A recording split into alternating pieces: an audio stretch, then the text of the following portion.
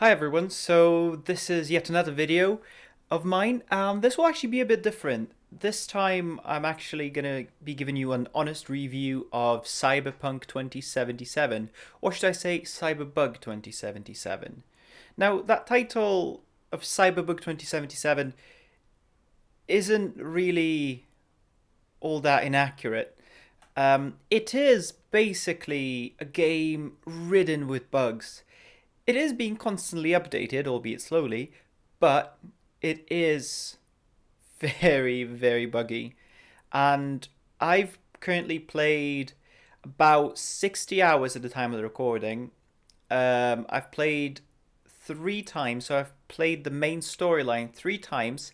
And to be honest, I loved the story, but some of the bugs can be really immersion breaking. Some of the bugs are just, oh, you have to see them to believe me. Like, some of the bugs are just really out there. So then, on to the actual review. So, what do I think of the game? The game itself is actually pretty good. The idea behind it and the underlying foundation for the game is actually based on a tabletop game from, I believe, the 90s, I think, early 90s. There's actually a PDF version of the game book, included with the Steam exclusives with the Steam version on Steam, with the Steam version. There's a PDF of the actual game. There's a scan of the book, and it appears to be similar to D&D, Dungeons and Dragons, but obviously it's meant to be, sort of set in the future, in the technological future, in the bleak technological future. So the original tabletop game is actually called Cyberpunk 2020, but obviously they renamed it because in 2020 we didn't really have technologies like that, such as body modifications to that extent. You know, capturing people's Oh God, I'm sorry. Capturing people's personalities in a little tiny chip, etc., etc. It's not a thing. I mean, I suppose there are some similarities, but you know, our 2020 was not as bleak. Sans the pandemic, wasn't as bleak as the world is in 2077. So I've played through the game using all three paths, and honestly, I've only liked two of them. I've only liked the Nomad one and the Corpo. The Street Kid was a bit. It was kind of shit, for lack of a better word. It didn't really engage me. It was very plain and boring. Whereas the Nomad and Corpo ones really sort of stood out, really showed me the backstory. So, now to go on to the backstories. I'm not gonna be spoiling anything in this review, but I'll just give you a brief overview of what I thought. So, Nomad life path sort of starts you out outside the city, and then you sort of make your way into the city. It gives you a bit more of a backstory, and Corpo lifestyle starts you off as working for one of the corporations, for one of the major companies in the game, and then you sort of progress gradually, and then you progress into your normal life path. Now, the life paths aren't really fully fleshed out, in the sense that they only matter up to a certain point in the game, up to a certain very early point in the game. They don't actually have much meaning past that, other than some minor dialogue choices that don't really have much effect on the overall story, because you will inevitably end up in the same sort of in this. You'll end up at the same endpoint anyway. It'll always go in the same direction, no matter what you choose.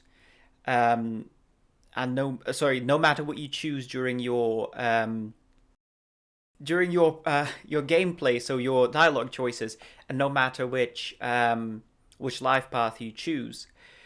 So generally, I don't think that really has much impact on your gameplay, other than the initial bit of the game, which isn't all that long. It's only a few missions, if I remember correctly, and they're very simple, very quick. So you could do it in a couple of hours or less if you want to speedrun it.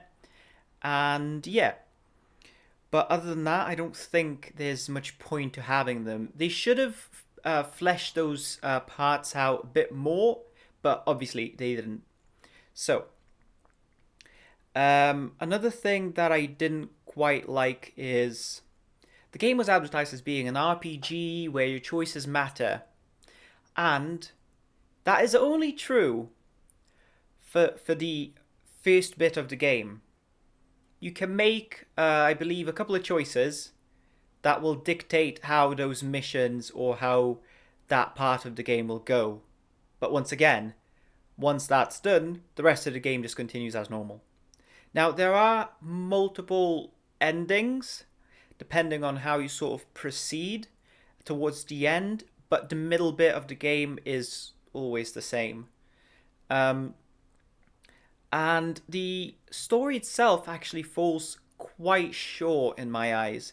Um, you can complete the story if you want to sort of really speedrun it. You could probably do it in about 5 to 10 hours. That's a guess. I've not tried it, but you could probably do it in about 5 to 10 hours, generally speaking.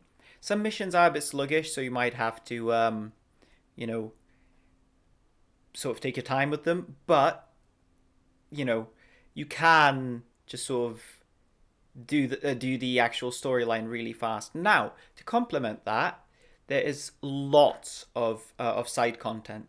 There are lots of side missions. Um, there's lots of things to see. There are lots of little encounters that you can experience out in the wild. But that of course doesn't fix the main story, which is also bug ridden. Now, I've personally not actually experienced any game breaking bugs myself, but I've seen people and I've spoken to people who have, which means that at some points the game might break to an extent where you can't actually continue your current playthrough. So you would have to either reload an earlier save or restart the area altogether, or restart the mission, or restart the game altogether in some cases. Now, mods have to an extent fixed that. There's a mod called, I believe it's a Cyber Tweaks or Cyber Engine Tweaks or something like that, which gives you access to the game's console. It allows you to enter commands using Lua, which is a programming language, or scripting language rather. It allows you to enter commands to change certain game states, game variables. So, for example, change quest states. So, for example, let's say that tell the game that you've say completed one quest or have passed the stage of another quest, etc. So you can sort of sometimes bypass those bugs. I mean, of course, it's not an ideal solution because you don't want to be entering, um, you know, commands into the console every single time something breaks, because that's incredibly immersion breaking, and no one really wants that, because that's quite frankly not how games are supposed to work. Now, on the other hand, the game itself is actually absolutely gorgeous. The game is beautiful. The game is just, oh, I love it. The game is just gorgeous. It's so visually stunning, and I'll actually have some footage up right now. Um, the game is, it's quite frankly, it's beautiful. It's one of the best games I've seen recently. Especially Night City at night, so Night City during night, is stunning. It's visually stunning. The lighting is on point. It's absolutely on point. Now, I know that there have been some lighting bugs, and I have experienced one to do with a shadow that I'll also have up on screen right now is to do with V's shadow, so that's your main character, to do with V's shadow when standing in a certain area of a map under certain light, which appears to just really break V's shadow for some reason. I don't know why, but it just does. Of course, there are also other bugs, such as the notorious bug of people just cowering when you do something. And I have seen that before the patch 1.2. But now they sort of tend to run away a bit more. And of course, there's the police thing, where police would spawn like 10, 20 feet behind you, which is, not really ideal because that's not how police works. They have sort of fixed that by increasing the spawn radius and now spawning a drone. But of course, that still doesn't change the fact that they still spawn behind you and you can still see them spawn if you just look at the right moment. There's still a ton of bugs like that, and I'll have more of those bugs up on the screen as the video goes on. But yeah, so generally speaking, I was not really impressed by the amount of bugs. The bugs are just not. It's not what I would expect from such a game, such a highly anticipated and such an overhyped at this point game. It's just not really. It doesn't fly with me. Now I understand that they did encounter some issues during development and they didn't really have enough time, but of course that's really on the company itself, and I'm not saying on the developers as much as it is on the executives that decided the game to be released in December of last year, because it is absolutely their call to release the game and not the developers. The developers can say, yeah, we don't think it's quite ready, but ultimately the decision falls down to the executive board and them deciding to release it, because of course executives might be pressured by the investors, because obviously investors want their ROI, return on investment, as soon as possible, and the longer the development takes, the more money they have to invest, the longer they have to wait for their return on investment, which absolutely makes sense. But then again, I suppose their expectations weren't really well managed at this stage. And yeah, so now I'll just show you some of the bugs that I've encountered that I quite honestly hated. So as you can see, we've got people. I shoot in the air and people just disappear. They just despawned. Alright, let's do that again. There we go. And people have despawned. Okay, so as you can see, you can't actually aim at children or whatever that is. That doesn't really look like a child, rather than just a I miss my sister. Downsized adult NPC with a child voice. But you can't aim at children. Okay, so here I found an encounter between police and a gang, presumably, and they've been going at each other for about a good 10 minutes now. And as you can see, they're actually not dealing any damage to each other, which is quite strange. They're literally hammering each other with bullets, and nothing's happening. They can take a bullet to their face and nothing happens whatsoever. Just nothing at all. It just goes on and on and on forever. Okay, so here is me riding on a car. You can actually stand on cars in the game and just ride on them, and NPCs will not care. And sometimes they will just randomly stop in the middle of nowhere and then continue driving. So here, if you look back, you can see those cars slowly spawn in behind me, starting from wheels up. Okay, so watch this. I stand in a car, right? We go. Then I zoom in, and you fall off the car. Alright. See? Let's do that again. Stand on the car. you'll be riding, and then if you right click with your mouse, like so, you will just slide back off. Which is stupid. Ah, this notorious corner. Cars absolutely cannot make this turn. They just clip through objects and they're like, huh? What? And they've all just surprised. So this guy was absolutely broken. His AI was just absolutely fucked. He was just there cowering for no reason. Oh yes, look at this. So if you go into your inventory after a certain mission, there will be this one item with no name. This is actually a Johnny Silverhand thing. So apologies for the stuttering of the footage, but here I wanted to show you what would happen when you tried to get the police to chase you. So we went into a market area in the game, and you know, there's a really nice shop there that you can hide in, and it's really nice because the police will immediately forget you as you enter the shop. See, it's a normal regular shop, right? It's got a shopkeeper, it sells weapons. So now if we just get a gun, you know, just start randomly shooting civilians just to get police to chase us. There we go, we've got 1 star. And then if we shoot some more, just to get a bit more, that guy doesn't appear to be interested in dying very much. Get the fuck away from me. Maybe it's just my aim, to be fair, being horrible. But yeah, he seems to be a bullet sponge. But there we go, we've got 2 stars.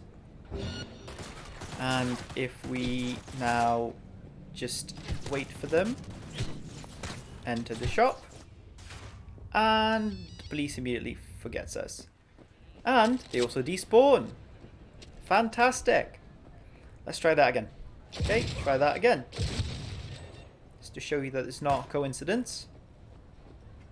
1 star. Come on. Now it's nighttime, so there aren't as many people at night, which is one of the things that I liked about this game. There's that goddamn drone. Shoot that bastard down. There we go, 2 stars. Whenever you shoot police or police drones, vehicles, etc., they get more aggravated with you. They don't care about you killing people as much as they care about their own staff. 3 stars, fantastic. Another drone, take care of that one.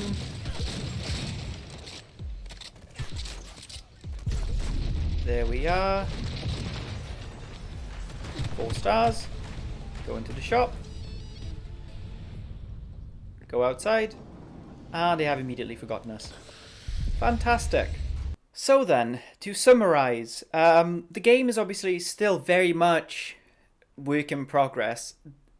So the developers are still obviously working on patches and bug fixes, etc. They've released a huge 1.2 bug fix, I assume, or patch rather, and that fixed quite a bit of things. But on the other hand, there's still quite a lot of outstanding issues and bugs with the game. Now, I did like the story, albeit I found it a bit short. Which isn't all that great for a game that was supposed to be quite long and an RPG, which it obviously wasn't. It's more of an action FPS, an action first-person shooter. And yeah, so generally I did like the game. Obviously, there are some shortcomings in the game itself, whether it being bugs, whether it being the community backlash from various things. Lots of features being missing from what was promised, etc., etc., etc. The list is way too long for me to name. And yeah, so I appreciate you watching the video, and I hope you've enjoyed this overview of mine, or rather a review of mine. And yeah, so hopefully if you enjoyed it, then leave a like or a comment if you want. You don't have to, of course. And yeah, so hopefully I'll see you people later. Bye-bye.